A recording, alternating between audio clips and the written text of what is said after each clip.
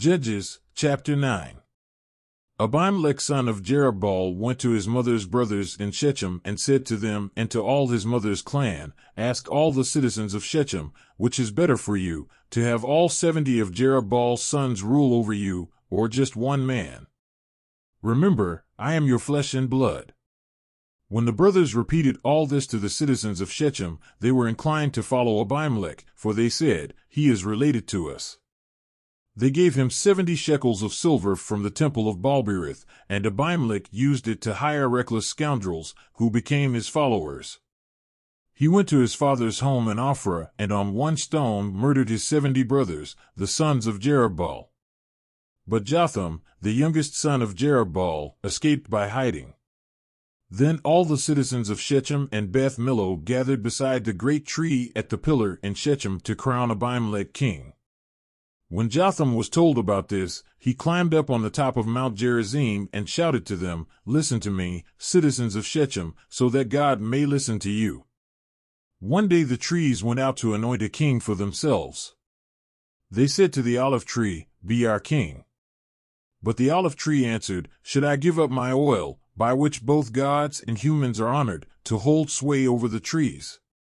Next, the tree said to the fig tree, Come and be our king.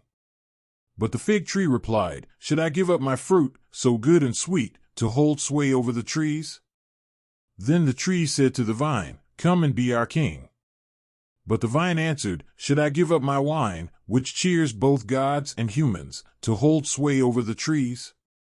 Finally all the trees said to the thorn bush, Come and be our king. The thorn bush said to the trees, If you really want to anoint me king over you, come and take refuge in my shade, but if not, then let fire come out of the thorn bush and consume the cedars of Lebanon. Have you acted honorably and in good faith by making Abimelek king? Have you been fair to Jerubbaal and his family? Have you treated him as he deserves? Remember that my father fought for you and risked his life to rescue you from the hand of Midian. But today you have revolted against my father's family. You have murdered his 70 sons on a single stone and have made Abimelek, the son of his female slave, king over the citizens of Shechem because he is related to you.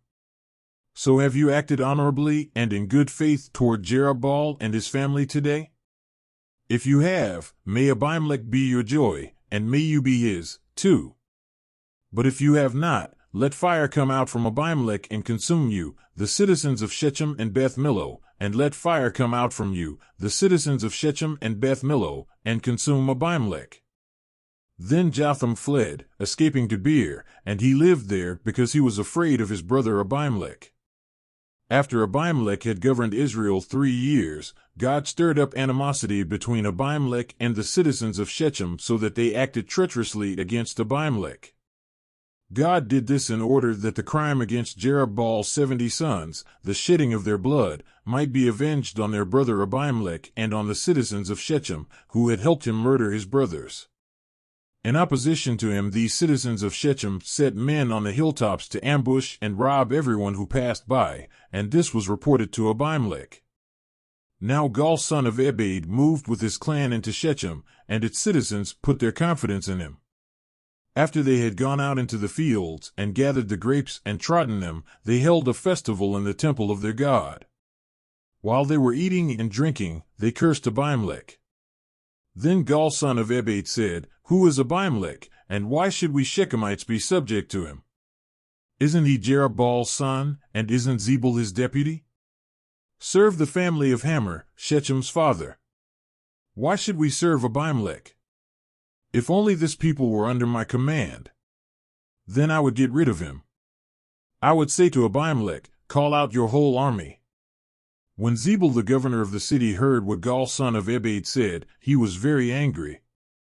Under cover he sent messengers to Abimelek, saying, Gaal son of Ebed and his clan have come to Shechem and are stirring up the city against you. Now then, during the night you and your men should come and lie in wait in the fields. In the morning at sunrise, advance against the city.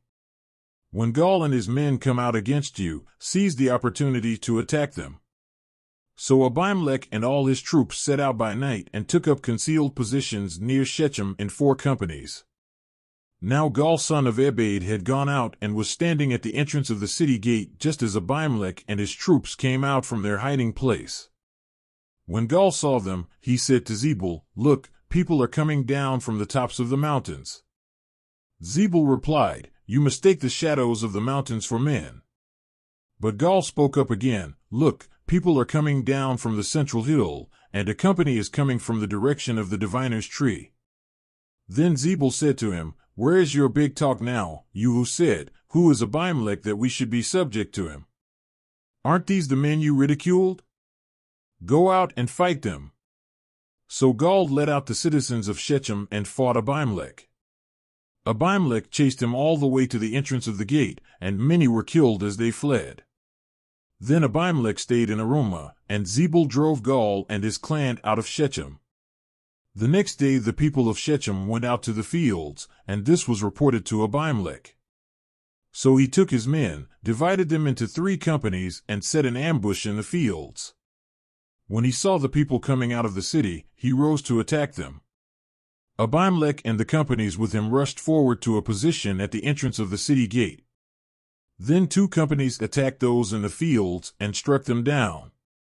All that day Abimelek pressed his attack against the city until he had captured it and killed its people. Then he destroyed the city and scattered salt over it. On hearing this, the citizens in the tower of Shechem went into the stronghold of the temple of Elberith. When Abimelek heard that they had assembled there, he and all his men went up Mount Zalmon. He took an axe and cut off some branches, which he lifted to his shoulders. He ordered the men with him, "Quick! Do what you have seen me do." So all the men cut branches and followed Abimelek. They piled them against the stronghold and set it on fire with the people still inside. So all the people in the tower of Shechem, about 1,000 men and women, also died. Next Abimelek went to Thebez and besieged it and captured it. Inside the city, however, was a strong tower, to which all the men and women, all the people of the city, had fled. They had locked themselves in and climbed up on the tower roof. Abimelek went to the tower and attacked it.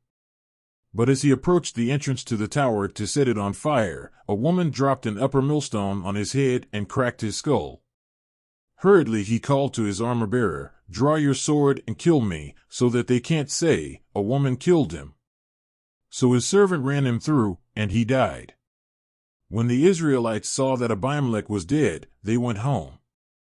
Thus God repaid the wickedness that Abimelek had done to his father by murdering his 70 brothers. God also made the people of Shechem pay for all their wickedness. The curse of Jotham son of Jerubbaal came on them. Judges, chapter 10. After the time of Abimelek, a man of Issachar named Tola son of Puah, the son of Dodo, rose to save Israel. He lived in Shamir, in the hill country of Ephraim. He led Israel 23 years, then he died, and was buried in Shamir. He was followed by Jair of Gilead, who led Israel 22 years. He had 30 sons, who rode 30 donkeys. They controlled 30 towns in Gilead, which to this day are called Havoth Jair. When Jair died, he was buried in Canaan. Again the Israelites did evil in the eyes of the Lord. They served the Baals and the Ashtoreths, and the gods of Aram, the gods of Sidon, the gods of Moab, the gods of the Ammonites, and the gods of the Philistines. And because the Israelites forsook the Lord and no longer served him, he became angry with them. He sold them into the hands of the Philistines and the Ammonites, who that year shattered and crushed them. For 18 years they oppressed all the Israelites on the east side of the Jordan in Gilead, the land of the Amorites. The Ammonites also crossed the Jordan to fight against Judah, Benjamin, and Ephraim. Israel was in great distress. Then the Israelites cried out to the Lord, "We have sinned against you, forsaking our God and serving the Baals." The Lord replied, "When the Egyptians, the Amorites, the Ammonites, the Philistines, the Sidonians, the Amalekites, and the Maonites oppressed you and you cried to me for help, did I not save you from their hands? But you have forsaken me and served other gods, so I will no longer save you. Go and cry out to the gods you have chosen." Let them save you when you are in trouble." But the Israelites said to the Lord, "We have sinned. Do with us whatever you think best, but please rescue us now." Then they got rid of the foreign gods among them and served the Lord. And he could bear Israel's misery no longer. When the Ammonites were called to arms and camped in Gilead, the Israelites assembled and camped at Mizpah. The leaders of the people of Gilead said to each other, "Whoever will take the lead in attacking the Ammonites will be head over all who live in Gilead."